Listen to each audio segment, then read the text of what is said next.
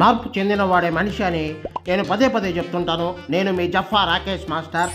అయితే నేను చెప్పేది చెడు నుంచి మంచిగా మారండిరా అని చెప్తుంటాను. కానీ ఇక్కడ ఒక ఎర్రి పుష్ప మంచి నుండి చెడుగా మారాడు. ఈ పాటికే మీకు అర్థమైపోయి ఉంటుంది. ఆ పుష్ప నాతో ఉన్నాడు. హలో పుష్ప, బాసు ఫ్యాన్స్తో పెట్టుకున్నావు. ఎవడ్రా బాసు? ఎవడికి బాసు? ఆడికి, ఆడి తమ్ముడికి, ఆడి కొడుక్కి నేనే బాసు. ఈ బలుపు వల్లే ఆకాశంలో ఉండాల్సిన అడివి పాతాళానికి పడిపోయావు. అది సినిమా డైలాగ్ బ్రదర్. నువ్వు ఎవరిని ఉద్దేశించి అన్నావో ఆడియన్స్ మొత్తం చూశారు నాన్న. పోయి మెగా ఫ్యాన్స్తో పెట్టుకున్నావు. ఆల్రెడీ సినిమా అట్టర్ ఫ్లాప్ అయ్యి బాక్స్ ఆఫీస్ కలెక్షన్లు లేక ఉసూరుమంటుంది. ఎలా ఉంది మెగా దెబ్బ? మాస్టర్, నువ్వు ఎక్కువగా మాట్లాడుతున్నావు. నేను ఎవరో తెలుసా? Icon star, international hero. అంటే ఇస్తరాకుల కట్టం కాదు. అదేంటి బ్రదర్ అంత మాట అన్నా? నేను అన్నది చాలా తక్కువ. ఒక్కసారి బలుపు పక్కన పెట్టి సోషల్ మీడియాలో చూడు. బయట పబ్లిక్ ఏమనుకుంటున్నారో విను. ఎవడేమనుకుంటే నాకేంటి? ఈ పొగరే నీ కొంప ముంచింది నాన్న. అసలు నీ ముఖానికి నీకు హీరోగా ఎవడైనా అవకాశం ఇస్తాడా?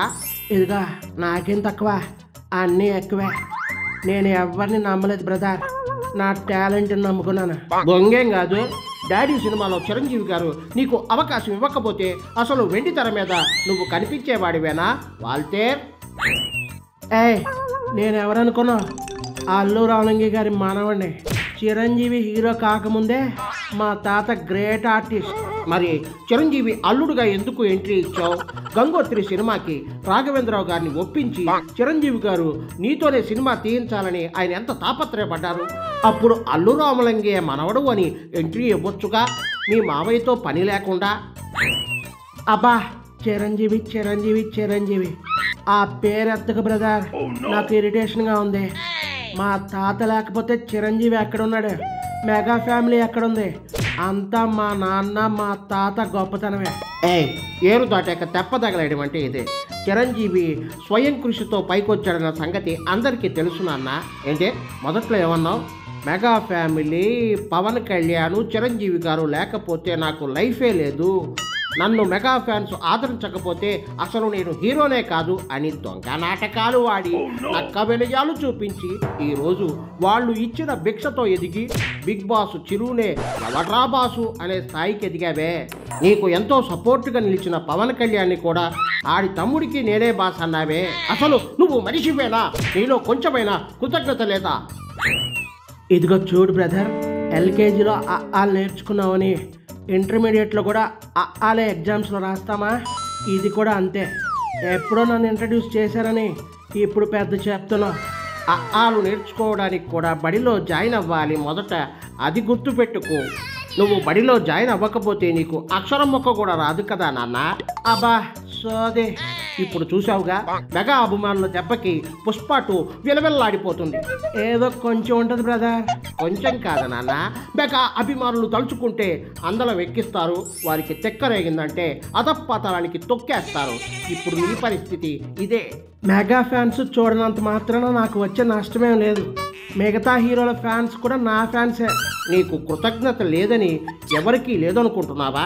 ఇక్కడ చిరంజీవి గారంటే ఇతర హీరోల అభిమానులు కూడా రెస్పెక్ట్ ఇస్తారు. ఆయన మంచితనానికి, ఆ మెగా కుటుంబం సినీ పరిశ్రమకు చేసిన సేవకి వారి పట్ల సానుకూలంతో ఉంటారు. నీ పొగరు, ఈగో, బలుపుతో ఈరోజు మెగా ఫ్యాన్స్కే కాకుండా మిగతా హీరోల ఫ్యాన్స్కి కూడా నువ్వంటే చిరాకు తెప్పించావు. తెప్పిస్తే చూడటం మానేస్తారు. అంతకన్నా ఏం పీకుతారు? ఇదిగో, నిజమైన సినీ కళాకారుడు నిర్మాతల శ్రేయస్సు గురించి ఆలోచించాలి. కానీ నువ్వు మాత్రం నీ ఈగోతో సొంత మావయ్యలను పక్కన పెట్టి వాళ్ళ మీదే సెటారికల్ డైలాగులు వేసి వాళ్ళనే విలన్లుగా భావిస్తున్నావంటే నేనేమనాలో నాకే అర్థం కావట్లేదు. ఇదిగో ఒకటి చెప్పనా బ్రదర్, నేను ఫ్యాన్స్ నుండి హీరోగా ఎదిగాను. నా ఫ్యాన్స్ నాకు శ్రీరామ రక్ష. ఈ బాసులు గీసులు నాకు పడవు. చెప్పాను కదా, నాకు నేనే బాస్, ఎవరికి తాళంచను. తల పొగరెక్కి కళ్ళు నెత్తికెక్కి తిన్నింటి వాసాలు లెక్క పెడుతున్నావు. ఇప్పుడు పుష్ప 2కి పడిన దెబ్బ ఆరంభం మాత్రమే. ఇక నీ పతనాన్ని నువ్వే చేజేతులా చేసుకుంటున్నావు. 155 సీట్లు వచ్చిన జగన్ రెడ్డి పవన్ కళ్యాణ్ దెబ్బకి అధపాతాళానికి పడిపోయాడు, ప్రతిపక్షం కూడా లేకుండా. ఆఫ్టర్ ఆల్ నువ్వెంత బచ్చాకాడివి. కనీసం మావయ్యకి సపోర్ట్ చేద్దామని ప్రచారాలకు కూడా వెళ్లకుండా ప్రత్యర్థి పార్టీ దగ్గరికి వెళ్ళి నీ కుళ్ళు చూపించిన పెద్ద కుళ్ళుపోతోడివి.